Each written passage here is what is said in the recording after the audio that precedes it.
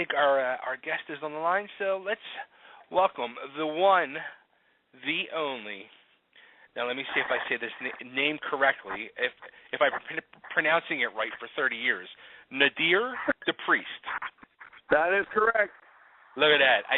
Also well known as Nadir the Priest, but who cares? Oh, come on, people care. Yeah, I know. How's it going? Yeah. Good, man. How are you? This is great to talk to you. Let me tell you this. I've been a fan of yours for 30 plus years or whatever it's been, and a little funny story. Back in the day, the classic days of the '80s, where trying to grow my hair long and be the rocker. My sister was a hairdresser, and I would always come to my sister with pictures of classic hair bands that would have this killer looking hair, and I'd say I want my hair like this, and I would always bring pictures of you, especially like the cover of the Don't Cry Wolf album, and she would look at it and be like, "Are you freaking kidding me? Like, your hair is nowhere near that length or that thickness. You're never going to look like that, dude." And it was always so disappointing. Very nice. Yeah. Not as fluffy as it used to be, definitely.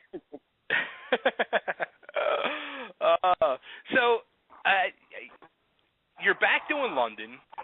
You've had this long career. You were kind of MIA for a while. Yes. So let's take a trip down memory lane and talk about the classic days, talk about your MIA days, and talk about today. Okay. Well, all right. London has been on hiatus for a while, but it never really was, off. It was just kind of like on pause for a while, right time to get the original guy from my lineup and back in '89, and that's what I got back a couple of years ago. So London basically was back in business, and that was the lineup that I had for Playa del Rock, which lasted about a year again. This past year, my guitar player had to leave because of business, and my bass player, Brian West, who I write all the songs with, also has a large business that he has to tend to. So basically, London is still going, but the only guy left is me and my drummer, Krieger, who's also in Playa del Rock, and he was a drummer in Jafria and Ike Turner and all that stuff. So I've been busy. Yeah. So you seem to be excited to have doing the whole London thing again. No, I'm doing it, and I'm doing it bigger now, and it's better, and it's a clean environment, so it's much more together, and sounding better than ever. I feel like I'm back in my 20s again with this. Things are a little louder, definitely now. Oh yeah. You make the statement it's a clean environment. So yeah, it has to be because London was not known for being a poser band. London was known for being a extremely out of control party band, and we were pretty crazy back then. And now it's like a whole different environment. It's still fun, but just without the police and all the other shit to go with it. You know what I mean? Yeah. I guess that's the part where technically we have to grow up. That's it. But you don't really. I mean, you can grow up all you want, but then you'll be in denial. And really, all that changes is your attitude, and the brain's still the same. You still look at the same chicks that you looked at when you were 20. You know what I mean? Right.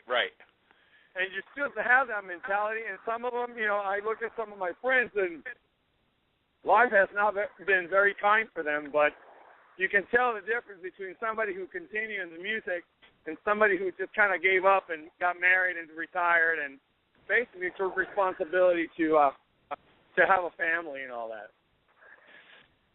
Well, for me, no.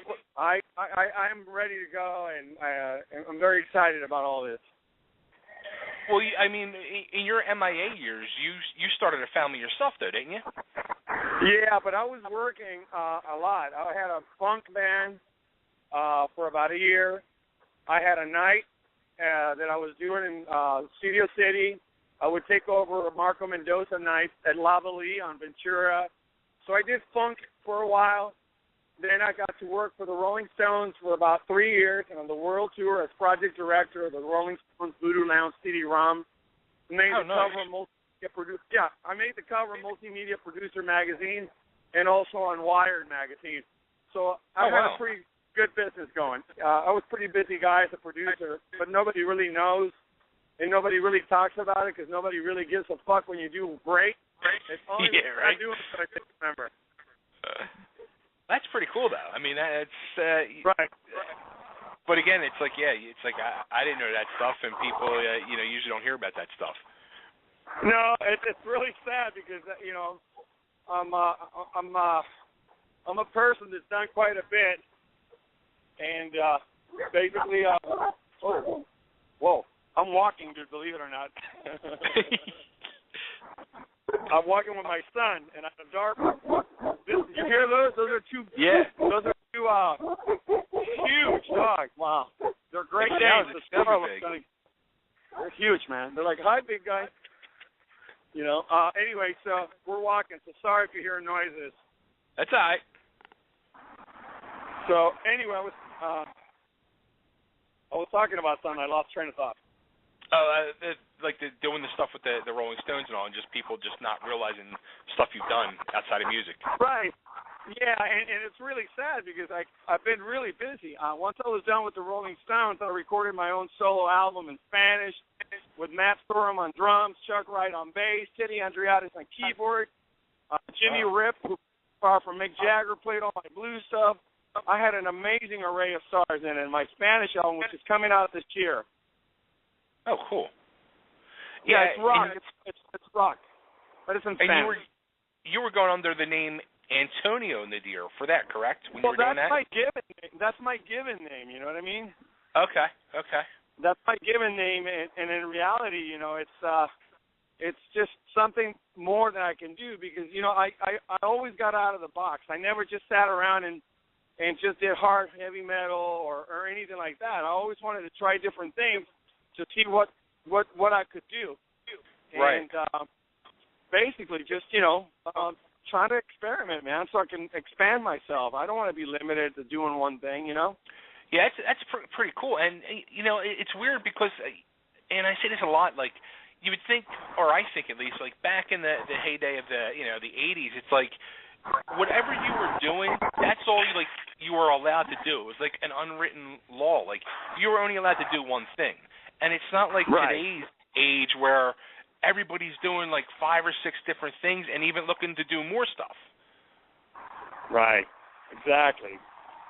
And I think it's good for musicians to do different things, to try themselves, to challenge the music capacity, and not just sit there and pigeonhole one genre and that's all you do, Right. You got to try different things. It would be kind of like if you were single and you only like one kind of girl, Yeah, right.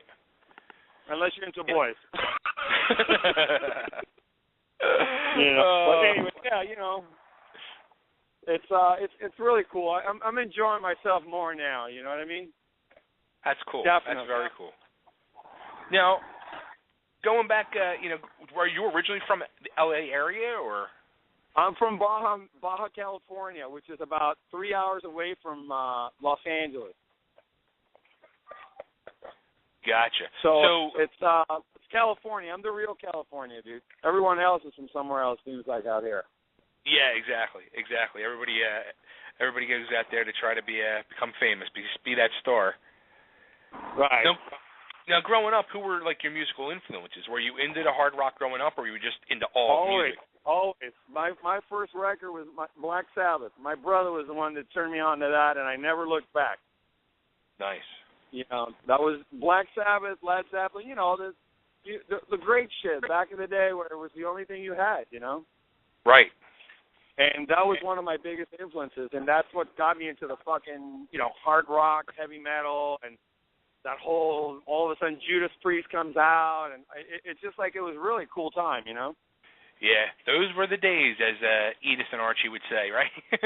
Right. Well, the Sunset Strip was a different deal, as a teenager. You got to see, like, at 15, you're, like, at big shows going, wow, look at this, Look at all the strip, look at the street, look at all the people, wow, It was an amazing time. Were you hanging out a lot on the Strip before you, like, hooked up with London? Were you playing in other bands? I had my own band. I was in a different band. Okay. I was in a band called Vertigo, and prior to that, I was in a band called Thunderbolt, and prior to that, I was the drummer for a band called Assassin. So I've been around a while. I've been doing it since I was 13 years old. Wow. So I've been a busy cat, I grew up in Pasadena, so I came out of Van Halen town, Oh, okay. So I got to. Were you then on the club scene back, like when Van Halen and Quiet Riot were out there with Randy Rhoads? No, because I was underage. Remember, gotcha. I'm younger than they are. They're older than I am. They're about 6 years older than me. Okay. Yeah, so that was a whole period. They were already doing clubs. I was just 15, 14 years old, you know what I mean? Gotcha. So it was an amazing time. Yeah, it was I wish people would have had the chance to experience something like that. So how did you end up hooking up with London then? They came knocking on my door. Somebody said, you better grab that guy from that band Vertigo. He's perfect for you. And Lizzie came and talked to me, and I think we immediately hit it off when we first talked the first day. Wow. So that's how it happened. I was asked to join the band. Well, that's cool. You have to remember. Yeah, go ahead. I was going to say, like, how long were you guys together before then you started working on Nonstop Rock? I think I was in the band like maybe, 5 months, 6 months. So it was pretty quick then. Yes, it was. Yeah, it was really quick. So it was, you got to remember, London didn't have an album with Nicky, with Blackie, and all those guys. They never had an album. Right. And the year right leading into my first year with him, we got a record deal immediately. Shrapnel Records picked up London, and then we went in immediately the next year and did Don't Cry Wolf. Right. And then after that, we moved in, and Lizzie decided he wanted to be his own man, and I ended up taking over London, and then I did Playa del Rock, and that's when we got the big deal with Noise Records BMG. So it's, there's a lot of things that people don't know that I did for London. I'm the original singer in the band. If you really look at it, I'm on all the albums, all the videos. I've been at the helm since the beginning because, I think that pretty much the original member, Lizzie Gray, was kind of giving up on it, Yeah, I mean, you became the face of the band, most definitely. I mean, being the singer and, like you said, being there, basically since day one, with the record deal and being on all the albums and continuing on after Lizzie left. Yes, he didn't want to continue. He didn't.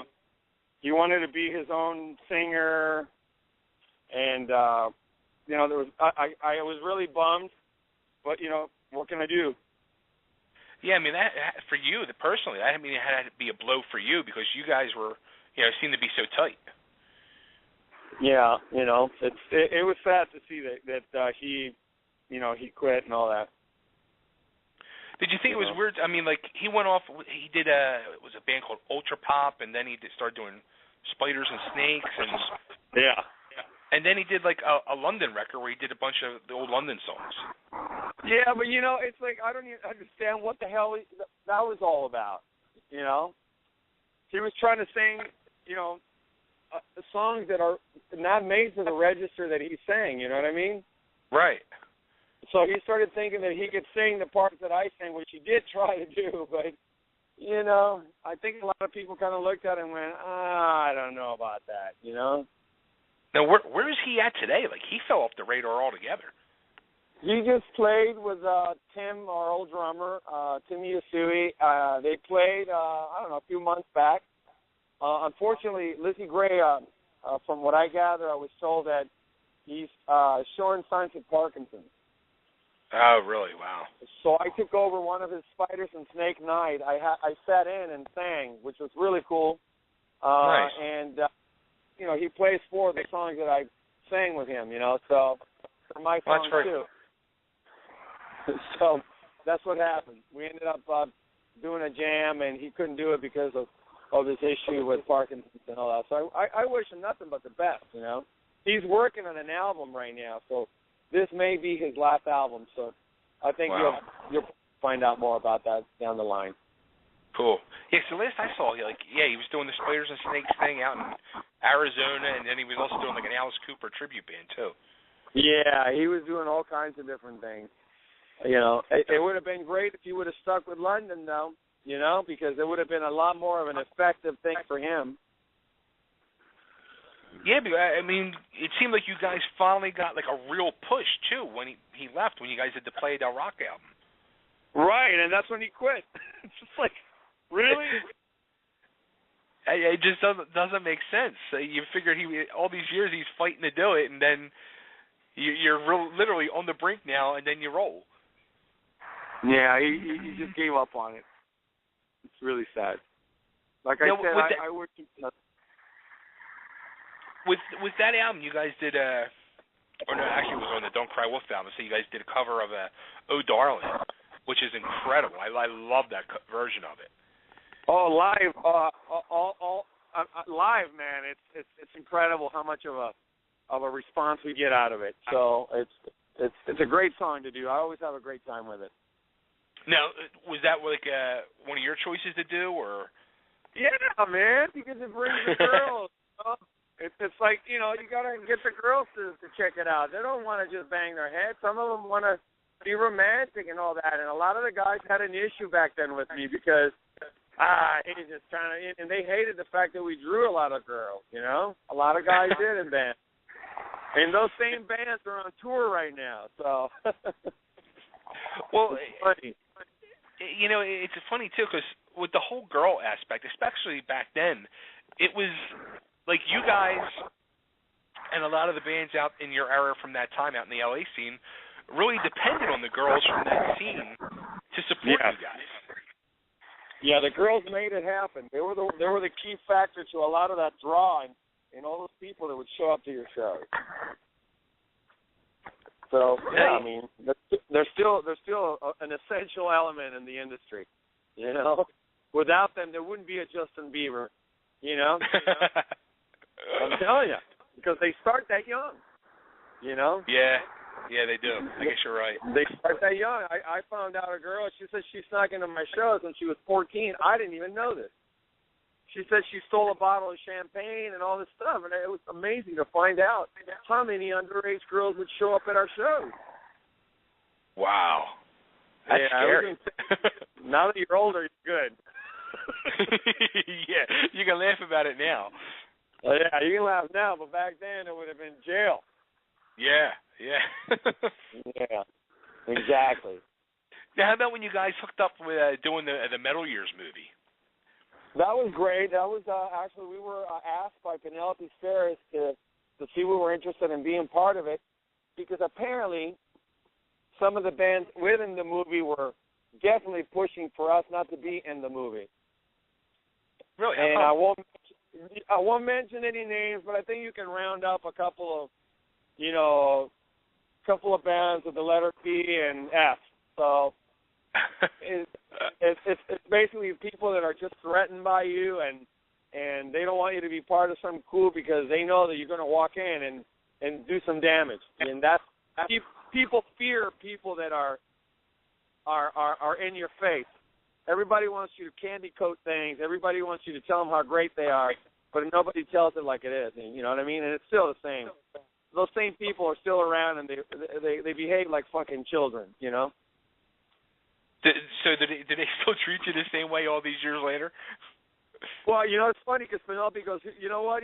She goes, once I found out these guys were complaining about you being in it or not wanting you in it, that's when I said he's going to be in it.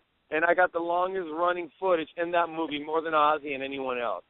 Yeah, I was going to say, and you guys had like the biggest feature in it. Yeah, the biggest feature in it, and I am also in the cover, of the last release that they did. They took Mustaine out and put me on it. That's awesome. So, that's it. You know, that's them. You know, I don't try, man. You know, I don't try to be cool. I don't have to. I don't have to be cool. I don't have to try. I don't have to overdo myself to impress anyone. I'm just doing the same thing that I've been doing, you know, when I was doing it back in the day. No different. You know, I think that the only mentality now is that, you know, that we're just a little older now, but, you know, you just get better with time, man. Oh, absolutely. You know? Now, do you think that movie helped you guys at all, or did it hurt you? Oh, most definitely. I mean, it's iconic. That movie helped me quite a bit. Quite a bit. You know, and I thank Penelope Spheris for that, for believing in me and for having me in it. I know that she's working on a box set right now, and really? they're going to release them all together. Yeah, and they're adding new footage. They found clippings of footage from back there that was not used. So I'm very excited to see the shit that's out there that they're going to put together. Anna Spheris, her daughter, is the one helping her out with all that. So it's going to be quite exciting. So I'm getting ready for it because London's going to be in it, and we're going to be on the road and doing all that shit. You know what I mean? So you know, when I go back and watch that movie now, I get sad because it was like such good fun times, and it just brings me back to those times, and it's just like I miss being, you know, that you know, teenager, early 20s era, and the good times. I know how you feel. You know how many people tell me, dude, thank you for posting all those pictures from the past. It just took me back to my stuff, and I went back and looked at my pictures, and it brought all these amazing things. Now I'm going to get back into playing like I used to back in the day, and all of a sudden you get them all hyped up because I'm doing it. Yeah. You know, totally. And if anybody, I've been the underdog, and I'm still fucking coming at you at 120 miles an hour. No difference. And I think everyone in their lives should do that. They should do that. You know, people were sitting at home thinking about, oh, you know, I used to do this. Fuck that. Get up. Do something. Make something happen. Live your life. Life's too short, man. Everyone gets run over, killed, dies of cancer, chemtrails, all kinds of crazy stuff going on. And you're going to sit there in a home somewhere going, you know, I should have gone out with that girl. Or you're right. I should have done that gig. You know, or you know, you don't want to do that. You want to live your life because life is too short. It really is. It really is. It really is. You're 1,000% correct. And you know what you said when you started that off was the first thing you said was you've been the underdog, and you really have. And I guess after all these years to be that underdog and to still want to keep going, it says something about you as well. Well, you know, for me, it's a mission. It's a total mission. You know, all these people that never really believed in the band, and the ones that did, who went through it and helped us, and you know, nobody really helps you. I mean, this is the industry. It's the beast. It's the way it is. I don't expect it. So for me, being the underdog has been almost like a blessing because I'm watching everybody just completely disintegrate while I'm building. You know what I mean? Right. You know, I am building. On all that negativity, I am building. So you got to remember, I've had 3 of the original members of Guns N' Roses in London, okay? And I think people are missing out on who is this band. This band is a multi-platinum band that never got the chance they really deserve, and we're still doing it. Now, with that being said, we won't be stopped. We won't be stopped. I won't be stopped. I'm the leader of the band. I run this fucking ship, and I won't be stopped by anyone, you know? And I will continue with what I do. So I don't mind it, you know. I like where I'm at, and I'm hoping that more doors will open and maybe have a little bit to play with some nationals so we can actually show what we can do, because I think a lot of them don't really want us on their shows. You know? We run into that. And you said something there with like you know, the past members that have been in the band and all. And again, it was even going back to the heydays of the 80s. Like I said, you know, you guys were always the underdogs, not just yourself, but the whole band in general. I mean, but even now, like you're still very much into it and very confident and very excited. Any time back then, didn't it get very frustrating for you though? Yeah, it gets frustrating daily. but I run on pure adrenaline. So the harder it gets, the more of that I light up, the more of a challenge, or the more that people try to block me, the more I become a monster about it.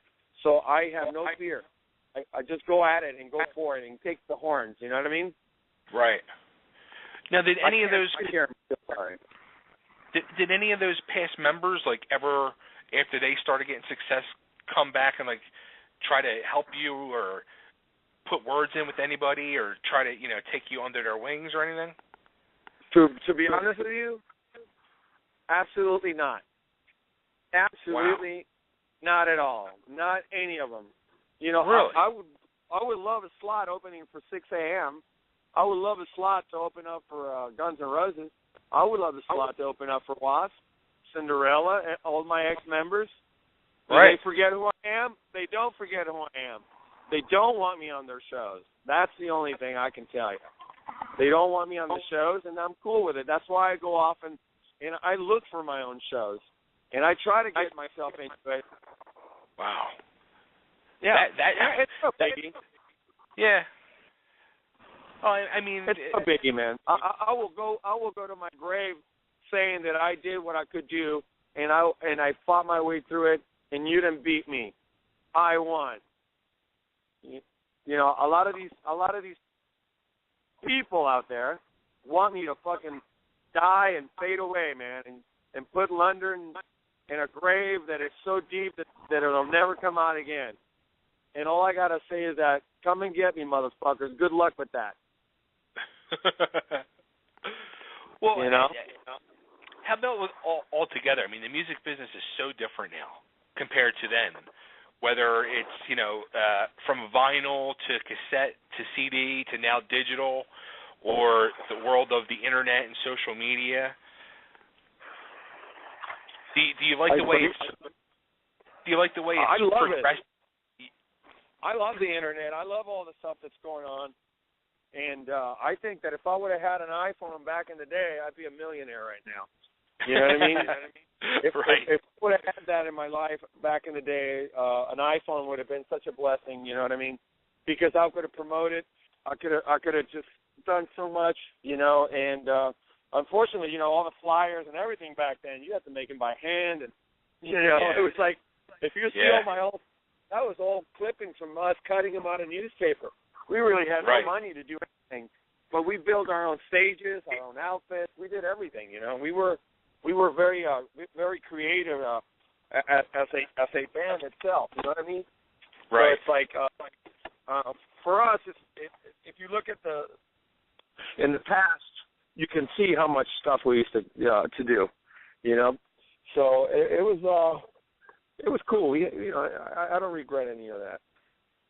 Yeah, I mean, just thinking about like the whole flyer thing, like how much time all you guys, spent, flyering the area and the clubs, and to get the word out, and you're reaching hundreds, maybe thousands of people by doing that. Where now you can do a flyer on your computer, post it online, and reach hundreds of thousands of people with it. I'm going to tell you a story. I did a show with Steel Panther, I don't know, like maybe 2007. And at that time, I had a kid named Chris Sanders who went off and became the guitar player of Lizzie Borden, and then he came back, and he's now the guitar player in London. At that time, I'm old school, so I said, you know what, I'm going to make flyers, and I'm going to stand outside the Key Club, the old Gazaris, and I'm going to flyer, right? Okay. So I'm out there, man, with another young kid. I had a rhythm guitar player who was 21, and he was all excited about it.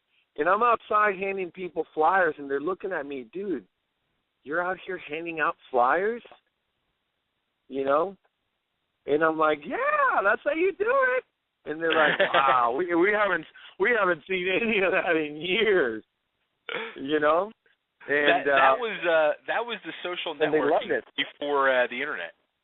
That's right, and that was your exactly. That was your social network, the flyer, the invite and all that, So it was cool, and it was like really strange for them to actually have an interaction with a band guy that is actually sitting there talking to them, inviting them to the show, instead of just going into a club and the card's sitting at the table there, and you kind of go and glance at it and see if you're interested in picking one up out of 100 of them that are sitting there. You know what I mean? Right, right. And you're more effective outside, dressed up, handing out the flyers to everyone, and people liked it. But you know, nobody does that anymore, except I guess me. You know, I'm the only one. Yeah, it was. We had Jizzy Pearl on a couple of weeks ago, and he was saying that he thinks a big reason like why the scene like out in LA has died down is because of the whole flyering thing, where you get fined now if you put flyers out. He said it got to the point where but it's not that. You can hand a flyer. It's not illegal for you to hand it. You understand? Okay. It's like you can hand the flyer out. You can't post it on you can't post it on the post like back in the 80s, man. There were so many flyers, there was no post. All you saw was paper, and that's all you saw was paper and staples. Wow. And that's why they started fining people, you know. But you can hand somebody flyers by hand. That's not illegal at all whatsoever. You can do that. Okay. That's just people don't do that now. It's that whole rock star thing where like, oh, I'm not going out there handing out flowers, bro. It's like, what? You know, back in my day, I used to stand there 3 hours handing out flyers. You know what I mean? That's why I had good shows. Yeah. You know, that's why I had good shows. So, yeah, you know, so, you know, whatever works, I try everything. I'm open. I'm still old school, but I love multimedia, and I use it as much as possible. As you can see on Facebook, I'm constantly posting. I'm a busy poster. You know? you got to be. You got to be now. Keep people engaged and seeing your stuff. Yes, that's the only way. If not, out of sight, out of mind, man. That's it. You know? That's it. Now, how about it seems like, as a matter of fact, when we talked with Jizzy, he was saying like how he feels the LA scene has died down, and the new hot spots are, you know, Vegas and Arizona. It's dead. Yeah, it's dead. No, Arizona, there's nothing going on in Arizona, dude. I did Arizona back in '93. No. Arizona is dead. There's nothing going on there. Vegas is the ticket. You know, Vegas is the ticket. That's where it's at. Not Arizona. I did Arizona. I did 2 years there, and it was great for me. I had 2 bands going, and I did weekends and got paid and made money, blah, blah, blah, blah. But no. Vegas is the new L.A. right now. Wow. Okay. I just got back yesterday, so I can tell you. I went out, you know, to promote, and, you know, there's red carpet events everywhere. There's tons of stuff going on. Yeah, and it's fun, and it's creative, and it's and there's, I don't know if you knew, but there's a shitload of money in Vegas. You know, it's like, that's what he was saying. yeah, and it's cash. It's a beautiful thing. Yeah, it is, man. You know, I don't know if I would move to Vegas, but I definitely like it. So we'll see. We'll see what happens. I'm working on something actually right now, and if everything goes good, I might have my own solo regular night over there. So nice. Yeah, it would be cool. We'll see what happens. Now, how about back in you know, the early '90s when like Nirvana came in, the whole grunge movement came in. I moved to Arizona. That's when you moved to Arizona? Yeah, I moved to Arizona. I was dead. It was over. It was dead. And I moved there, and I started in a band called Rated X with a guy named Jim Keeler. He was a guitar player, and in a band in Arizona called Surgical Steel, which was one of Rob Halford's favorite bands back then. And Andrew Halford lived in Arizona, so it was really cool. He was always around. You would see him here and there. But anyway, and then I stayed there a few years, and then I moved back because I had a funk band in L.A. around '93, '94. And then in '94, I was hired by the Stones, and the rest is history. You know? Wow. Yeah. So I get busy, man. Now, how was that, though, emotionally? Like, when the whole scene just died? I mean... It was horrible, man. It was horrible. Yeah, everybody had lots of words. And that's why everybody was pissed at that whole Seattle scene. Nobody liked it in L.A. Everybody had, like, the whole, you know, Doc Martens and the checkered shirt and that whole look, you know. And then, of course, the sound seemed to be similar, and then we were just all devastated. I think everyone was. I think a lot of the big rock stars kind of like went, oh, shit, we're done being big time now. This is done. Yeah, it was definitely a weird time that went on. Yeah. But I guess the bands from the '70s probably experienced the same thing, like when the '80s hit and the LA explosion started happening. Right. Yeah. I mean, it was devastating to the industry, to the Sunset Strip, to the record business. They were all happy. You know, you had guys. You had the guy, the president of Capitol Records at the time. It wasn't the president, but became the president. The guy Gary Gersh, who discovered Nirvana. You know, he discovered Nirvana, and soon after that, I guess he became the president of Capitol Records. That's how powerful the grunge thing was. You know what I mean? Wow. It was scary, but I'm glad it's gone. Let's move on. Don't talk about it anymore. You might feel something up, and then all of a sudden we'll have these fucking SOBs back in the business. No. Oh, that's funny. So I'll drop it. I was going to say, like, you're not a fan of none of those bands. No, none, not one. Oh, that's not funny. one. So all these years later, I mean, did you always have in the back of your mind that you wanted to do the whole London thing again? Dude, I've been a guy like on ice, man. I felt like my ship was stagnant, but I can tell you what, it was the best thing that's ever happened as far as for London, because now it seems like it's the right time for the band right now. That's cool. You know, it seems like the younger kids are more interested, unlike all the dinosaur fans or dinosaur musicians that are basically out there, you know, that were hoping that I would be dead and gone. I gotta say, oh, sorry, I'm still here actually. You know, there were really bad people out there.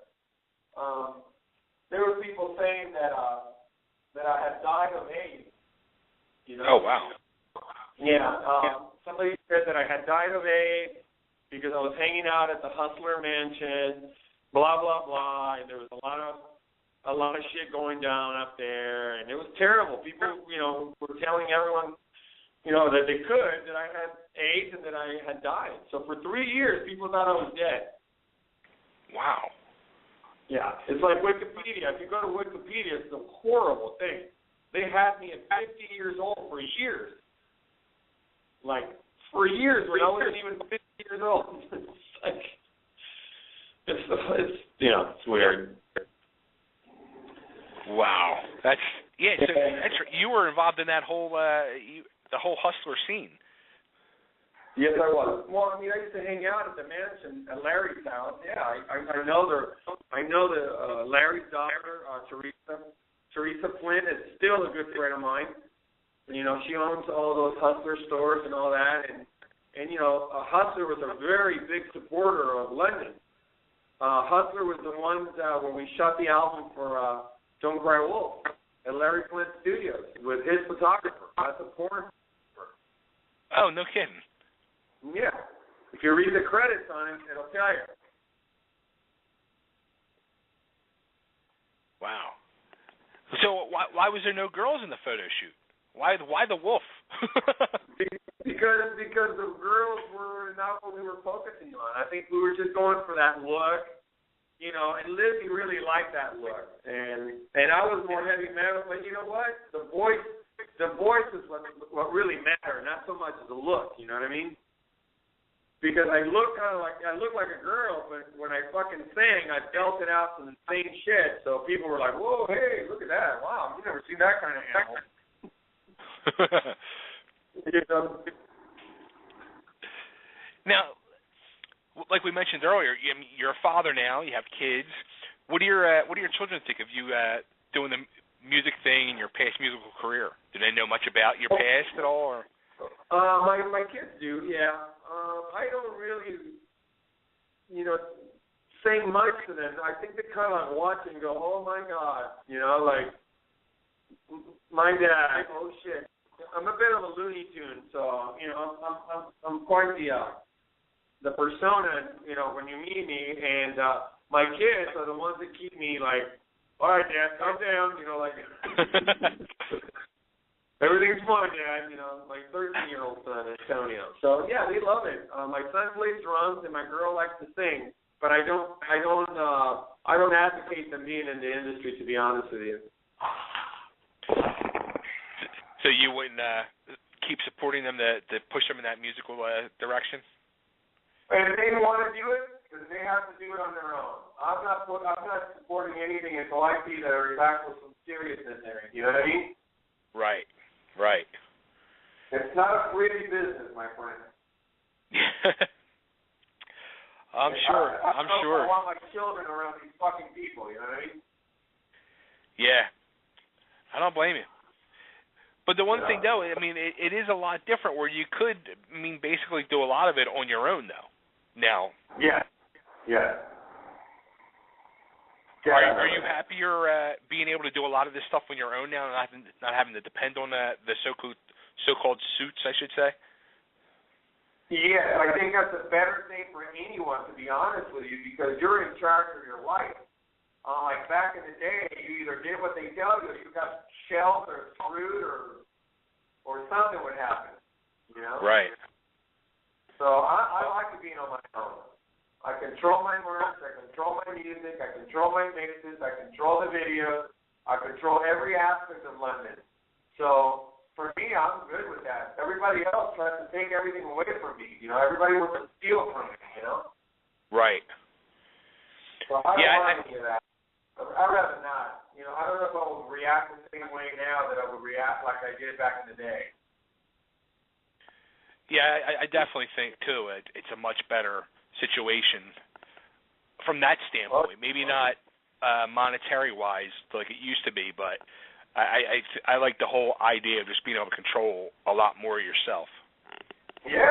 Who wants to be told what to do? I mean, do you like to be told what music or what songs can and cannot be in the album and all that shit? I don't. Oh, hell no. You know, exactly. So what do you got planned for us next? What are you going to be working on with London?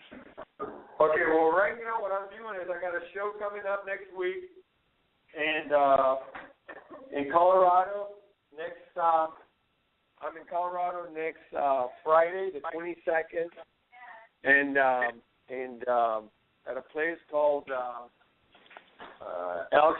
Eric's, I think, bar in Lakewood, Colorado. And then the next day I'm in Salt Lake City at Geno's. And then I come back and we start working on pre-production to start recording songs for the new London album, the new studio album, not the live album. I have a live album out with 2 new tracks, but this will be the actual full-blown studio, and also shooting a music video probably within 6-7 months. So, yeah. So we will have new, modern era London music. Yeah, but you do have that on the new live album. You don't have any other live. See, look at that. I'm off the ball. I didn't even know that. Oh, no, there's a new album out with 2 new studio tracks in it called Get Back Home and a Spanish hard rock song, Tu Cultura. The album was engineered by Michael Wagner. You know who he is, right? Right. You know, Ozzy Osbourne, Metallica, Poison, Megadeth, blah, blah, blah. And also Roy Z. Ramirez did some additional mixes. And you know Roy Z was with Halford and Bruce Dickinson. So the new album is fucking rad. It's going to piss off a lot of people because it sounds so good. You know? And it's live, and it's got 2 new studio tracks. And those studio tracks are going to become music videos. Nice. I didn't know you can have music. That fucking blows me away. Yeah, now I got to check that out. Send me your email, and I'll send you something in a little while. Very cool. Okay? All right. Beautiful. All right. Beautiful. Cool. Sounds You got good. everything? I got everything. Can you just, cool. before I let you go, can you just cut a quick ID for me and just say, this is Nadir the Priest, and you're listening to Totally Driven Radio? Sure. Tell me when. Go for it. Hi, this is Nadir Dupriest from the band London out of Los Angeles, California. You're listening to Total what? Totally what? Totally Driven Radio. Driven Radio. Okay, let's do it again. Tell me when. Go ahead. Yep. Okay. Hi, this is Nadir Dupriest from the band London out of Los Angeles, California, and you're listening to totally driven radio. Yes, baby. Nice. You know, it's funny. Whenever I have the hard rock guys on here, everybody always screws that up. Bumblefoot fucked it up. Now. What's that? The geriatric deal. Dude, so, hey, you introduce me to somebody like now, and I'll turn around and you'll go, "This is so and so," and I won't remember his name. Well, I'm like that a lot myself too. Yeah, and it's just normal. It's not It's just. Hey, what do you think about Motley wrapping it up and doing a retirement thing? I think it's time. I think they all think it's time. I went and saw them at the Hard Rock. They were great. It was front row. A bunch of pictures. It was a great time. I think I think they're probably right. It's probably time for them to go enjoy some of that fucking money. I think that they should let me borrow the Motley Crue name and let me go off and sing it. There you go. It would sound better. You'd be like, "It's your fucking dreams, dude."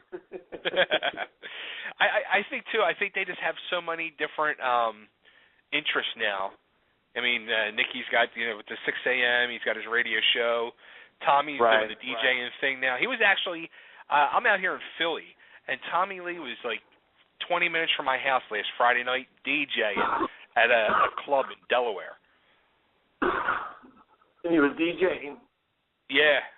Oh, I didn't know that. Yeah. Yeah, he's doing something else. Well, that's good for him, But you know what? I did that already. I went and did that already on my own. So, and now they're doing what I was doing before. They're going to go try out new shit. Yeah. I did it backwards. I try new shit, and now I'm coming back. I know, dude. It's dyslexia. I'm total dyslexic, Hey, you got to do whatever works and whatever makes you happy. And you seem very happy, so that's the good thing. I'm good, man. I'm good. Thank you so much. Cool. All right, Nadir. Well, we'll put this out there for you, and we're behind you and supporting you guys, and we wish you all the luck and hope London's bigger in the new millennium than it was back in the 80s. Thank you so much, and again, we're at londontheband.net. We're going to probably be coming to Philly very soon. I think there's something in the works. I don't have anything concrete, but there's something in the works, and we'll be seeing you soon. Send me that email so I can get you those tracks, okay? I will. And you got to get yourself on Twitter, too. So Twitter's the new thing. I'm on Twitter. What's your thing so I can put you down there? Nadir Decrease. There you go. Okay. Okay. Sounds good. All right, Nadir. Thank you, man. Thank you, man. Take care. We'll be talking to you. Send me that email. You got it. Thank you. Mm-hmm. Bye-bye. Thanks. All right, everybody, there he is. Hollywood legend, the man from the metal years with the biggest segment, the lead singer of London, the man with the vision and the plan to keep London going, Nadir Depriest. Cool dude. Very cool dude. Legendary guy. You got to, if you haven't seen the metal years, if you're into that era of music, the whole 80s hard rock hairband era, metal era, that movie is just, it's iconic. And it truly, like I said, when I go back and watch it now, I get sad because it was such a fun time. It reminds me of being that kid again and wanting to be that rock star and wanting to be like Nadir and everybody else in that movie, and kind of bummed out that I wasn't in the movie. But I didn't deserve to be in the movie, but I did, just in my own thinking that, I would have liked to have been in the movie. But yeah, if you haven't, I think it's actually like on YouTube. You can check it out on YouTube. I know Nadir's segment is definitely on YouTube because I was watching it the other day. And you can also go and find a lot of stuff on YouTube, like old London clips and new London clips and a lot of cool stuff to check out of Nadir. So check them out at londontheband.net and look for Nadir. He's on Facebook. He's on Twitter. And check him out. Follow him. Support the band. And there you go. All right. So